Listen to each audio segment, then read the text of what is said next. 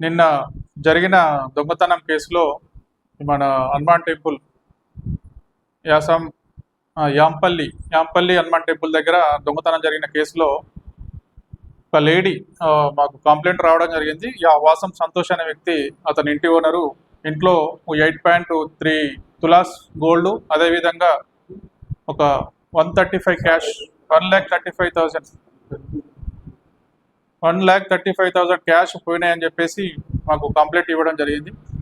ఇమీడియట్గా మేము CC footages అక్కడ వెరిఫై చేయడం, తద్వారా లోకల్ పీపుల్ని కూడా వెరిఫై చేయడం ద్వారా మాకు అక్కడే జంగి బి తండాకు చెందినటువంటి అక్యూజ్డ్ పర్సన్ వాసం మన వడిత్య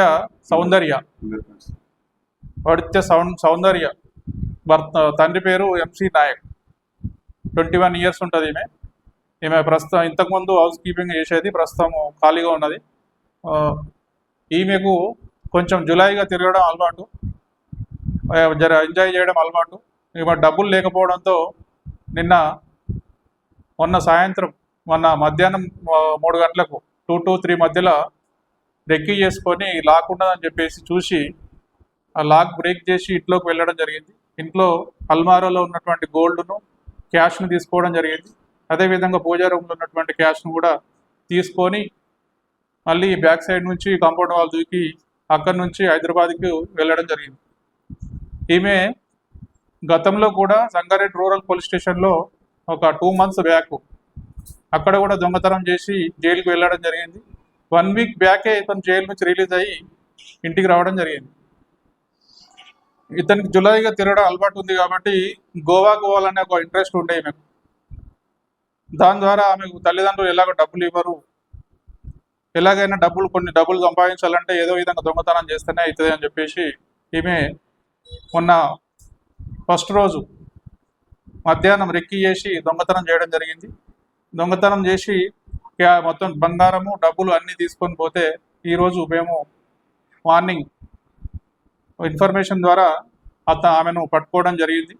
పోలీస్ స్టేషన్ తీసుకొచ్చి ఆమె దగ్గర ఉన్నటువంటి బంగారం టోటల్ 8.5 grams 8 తులాస్ 5 grams గోల్డ్ను, అదేవిధంగా 1,10,000 రూపీస్, 1 మొబైల్, 1 ఇయర్ బడ్స్, అదేవిధంగా క్లాత్స్, కొన్ని డబ్బులు ఖర్చు పెట్టడం జరిగింది. వాటన్నిటిని కూడా సీజ్ చేయడం జరిగింది.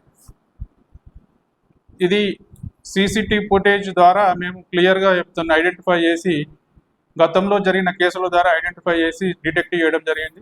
కాబట్టి సీసీ ఫుటేజ్ అనేది ఎంత ఇంపార్టెన్స్ అనేది తెలుసుకోవాలి.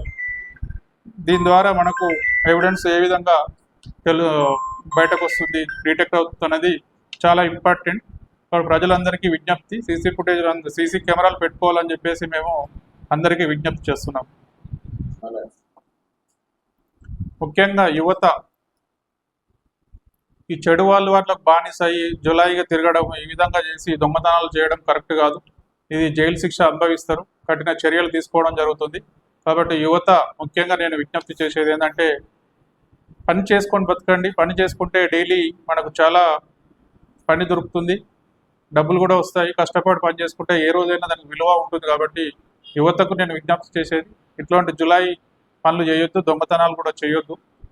అనవసరంగా టైం వేస్ట్ చేసుకొని జీవితాలు నాశనం చేసుకోవద్దు అని చెప్పేసి యువతకు విజ్ఞప్తి చేస్తున్నాను.